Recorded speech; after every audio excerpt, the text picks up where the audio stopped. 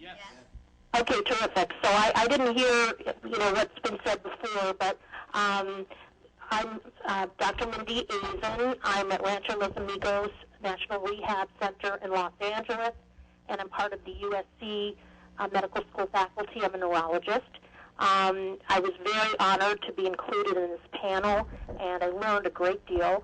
I hope that that this very brief summary of my experiences and what I've observed in Japan and Korea will be helpful. It's only a very, very small sample of the many things that we discussed and learned, and there'll be much more in-depth discussion when the document is produced.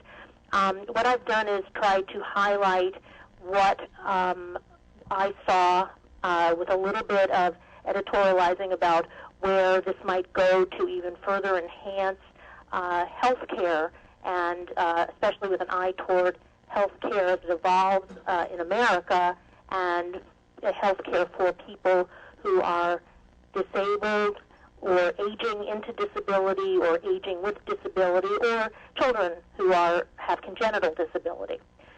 So with that, these are the topics that I'm going to cover today. First, robots as assistive devices, and by that I mean robot as adjunct caregiver for people who need a lot of assistance with tasks such as moving around in bed, transferring from bed to chair, arranging their limbs. Robots as the patient or client assistant to enable them to be more independent in their home environment, or even extend their ability to participate in community activities.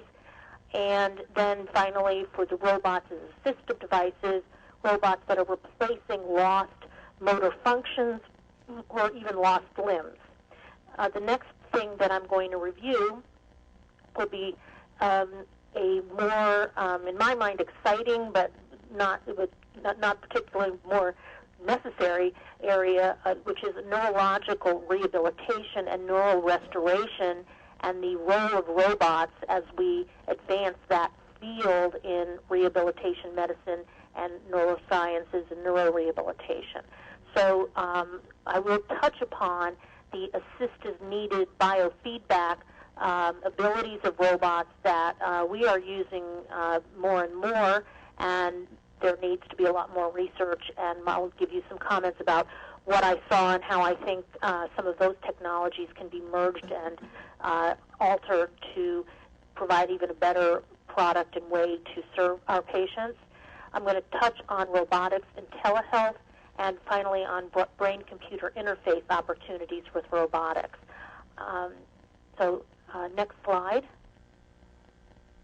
And just so I can check now, are you looking at overview now or robot as assistive device? Robot as an assistive device. Okay, great. So first, let's talk about robot as assistive device in the setting of medical care. And I would like to just take a minute to say that the Song Kyun Kwan University, which they shortened to the SKKU, was a fascinating place. It was established over 600 years ago. We don't have such institutions in America. Originally to study the philosophy of Confucius. I found that all very fascinating. But now it's a large, modern, bustling place, and one thing I was very pleased to see is there's a medical school and an interaction between the engineering programs and the medical school. One of their focuses is human-robotic interface for creating potential mass market for service robots.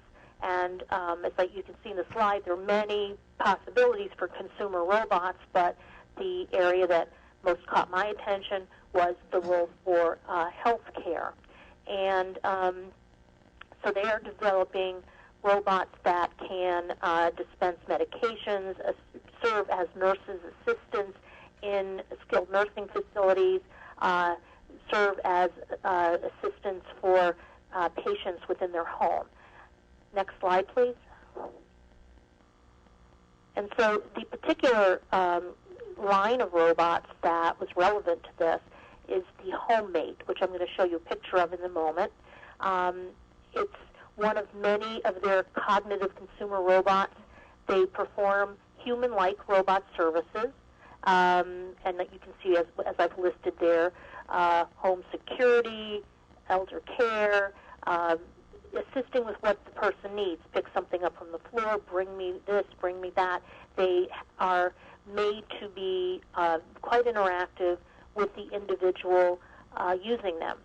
And so they are now planning to deploy these robots in a fairly large-scale way with Penn State University in skilled nursing facilities, and that's going to be a study to really examine feasibility, efficacy, and identify areas that may need to be improved or new areas that they didn't realize the robots could be useful for. So I'd like you to please look at the next slide, and you can take a look at the HomeMate robot that will soon be, and you can see the person asking the robot to give him help in a variety of ways.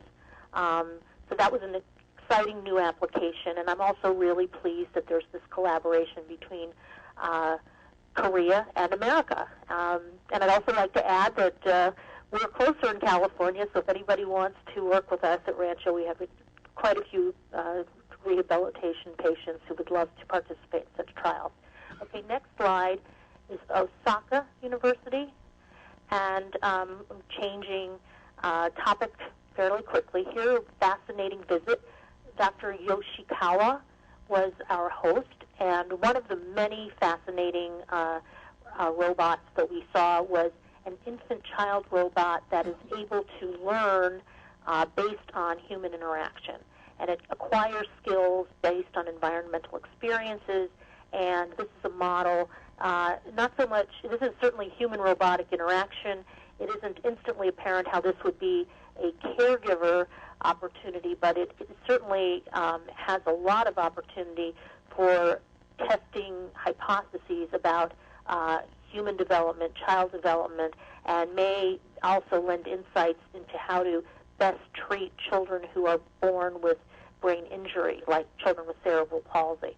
However, the one intriguing study they mentioned was that they are going to use this line of robotic development to study and train human caregivers through interactions with these robots, which is quite a novel idea, and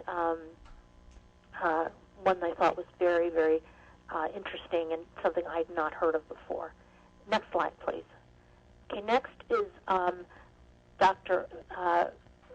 This is Manuela's slide. I did not visit this laboratory, but I did get this from her report, and this is at Waseda University with Professor Sogano, and this is the WTEC team with that group, and pay attention to this robot. This robot has great strength, but also great safety features, and is really a hands-on robot for helping nurses and any clinician at the bedside, and helping the patient ultimately with doing some challenging tasks when they are too weak to do them for themselves. Next slide, please. So this is at Waseda University.